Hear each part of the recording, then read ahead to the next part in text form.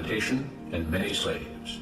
One day he was talking to the owner of the plantation next to his, and Mr. Jones was lamenting the fact that times were tough. He was having to work his slaves harder than ever, and was having trouble with some of them being disobedient or trying to run away. The other plantation owner said he knew someone who could help. Day 1. One day Mr. Jones called his slaves together so a man named Mr. Smith could talk to them. Before beginning, Mr. Smith whispered to Mr. Jones, "Whatever I say, do not contradict me or interfere, and I promise you your slave troubles will end." "My name is Mr. Smith," he said to the slaves, "and this may be the happiest day of your lives. From today forward, you will no longer be slaves, but free men." Mr. Jones was so shocked he started to step forward, but Mr. Smith gestured for him to remain silent. He did, only because the other plantation owner had spoken so highly of Mr. Smith's skills. "You are no longer the property of Mr. Jones," Mr. Smith continued. "You are free. No more will you be forced to labor for the benefit of Mr. Jones. Now you can work for yourselves." Now the slaves were all murmuring and looking at each other. Many were smiling, many were looking puzzled. "In fact, you are now free to leave the plantation whenever you want," Mr. Smith said. "However, since we are surrounded by other plantations, if you leave, some other plantation owner will likely claim you as his own the moment you set foot on his property. So I urge you not to risk your newfound freedom by doing something so foolish. Instead, I suggest that you stay here, no longer as slaves, but as willing participants and part owners of this plantation.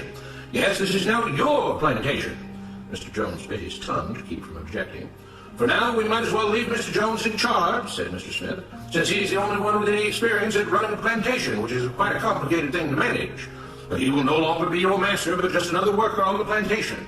In fact, he will now be using his organizational and management skills to serve you. Whatever problems you may have had with him before, you are now all equals, and you need each other to make this work. If we all cooperate and work together, we can all reap the benefits together. In honor of this happy occasion, I present you this new symbol of togetherness and cooperation, this flag, which shall be the emblem of the new free Jones plantation." He held up the new flag, but most of those listening were still too amazed to respond. "And this shall be our motto," Mr. Smith announced. "We work together as free men for our mutual benefit, pledging our allegiance to the Jones plantation, which stands for prosperity, liberty, and justice for all. To celebrate, everyone has the rest of the day off. Enjoy your freedom, do as you please, and be back here tomorrow morning, bright and early, so that we may begin work on this great and noble new endeavor as equal free men." Finally convinced that Mr. Smith was serious, the former slaves applauded and cheered. Day 2. "We all want this plantation to do well," Mr. Smith said at the beginning of the next meeting, "so we can all share in the benefits. We all know that it takes a lot of effort to make a cotton plantation work. Just because you're all free doesn't mean you can stop working. In fact, since you're now working for yourselves, I expect you to work even harder than ever before, but now with pride and joy, knowing that you're working for yourselves. Of course, there still have to be rules. If everyone just does whatever he wants, the plantation won't produce anything. This experiment will fail and we'll all starve. You should be thankful that Mr. Jones has agreed to stay on to lend his knowledge and skills to this endeavor, and I trust you will all do your own part to make this work. Several of you have been chosen to act as project supervisors to manage different aspects of the operation, to make sure everyone is doing his assigned job, to make sure that the rules are followed, and so on. The rest of you may head out in the fields to start your first day of work as free men." Day 3. The next morning, Mr. Smith had a grim expression on his face as the daily meeting began. "I have an unpleasant duty to do today," he said. "Yesterday, Charles was caught keeping some of the cotton he picked, presumably to sell for his own personal profit. That is against the rules. That is stealing. For that, Charles must be punished." Two men tied Charles to the whipping post. "I take no joy in this," Mr. Smith continued, "but you must understand, if we do not maintain order, if we do not have rules that we all abide by, then the plantation will fail, and we will all suffer." The whip cracked against Charles' back. "But if we all pitch in for the common good, then we can all prosper. Being free doesn't mean you should be selfish and greedy. We must each do our assigned duties and obey the rules, and then we can all benefit, and each of you will receive your appropriate share of the profits." A young man named Samuel stepped forward. "But if you and Mr. Jones decide the rules and whip us if we disobey, how is that any different from what we had before?" "How can you say that?" Mr. Smith asked. "I'm shocked. You were a slave before, and now you're free. Things still need to be managed and organized by those best qualified to do so. Do you know how to run a plantation, Samuel?" "Well, no," he answered. "But if we're free, why do we get no say in what the rules are and how things work?" "I'm surprised at your ingratitude," Mr. Smith answered. "None of you know how a plantation is run, so you're in no position to be making decisions about how things are done here. You don't seem to appreciate all the things that Mr. Jones provides for you, from protecting you from all the outside threats you know nothing about, those who would come here, capture and enslave you if not for Mr. Jones' protection, to making sure that you all have food and housing, tools to work with, you're cared for when sick and injured, and so on. There wouldn't be a plantation at all, no cotton to pick, no land to plant and harvest if not for him.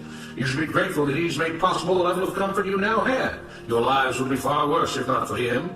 Nevertheless, as free and equal participants in this endeavor, from now on at each meeting, any worker may have 2 minutes to ask questions or voice suggestions or complaints. With that, the workers all seemed satisfied and headed out again to the fields to pick the cotton. Day 4.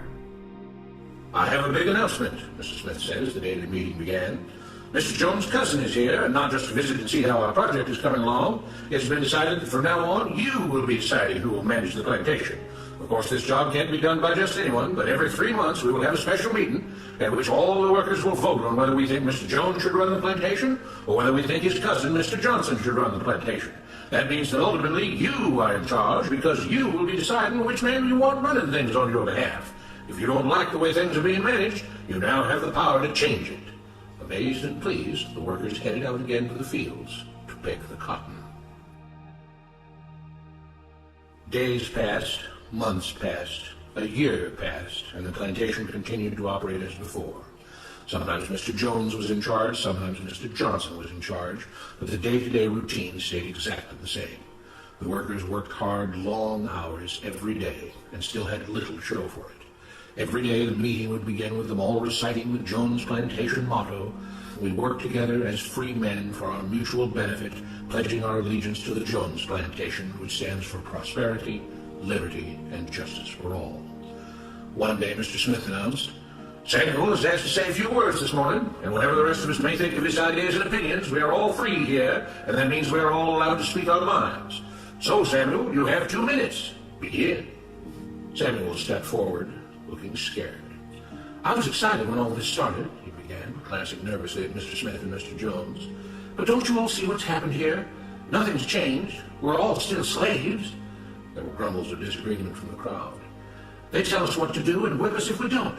They still make all the rules and punish us if we disobey.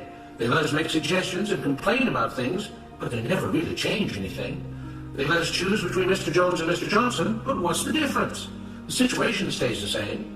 We do all the work and they take as much as they want and decide how much they'll let us keep. They live in luxury, made rich by the cotton we pick. We do all the work and have to build our own huts, grow our own food, and take care of ourselves. They leave us just enough that we don't revolt or run away. This is not freedom. We're all still slaves. They've only changed the words they use, but nothing else has changed. They say we're all free and equal, but we're not. They command and we obey. That's not freedom. That's not equality. They say we're free to leave, but all that means is that we're free to be someone else's slave. Why should we work or obey the rules? We didn't agree to this. They made the system. They forced it on us. They control and rob us and call it freedom. They've deceived you into thinking that being able to choose which slave master you'll work for is the same as being free. It's not. Open your eyes. If you keep what you produce, they call it stealing. When they take what you produce, they call it sharing and fair distribution. Can't you see that this is all your time? Ease up, Samuel, Mr. Smith announced calmly.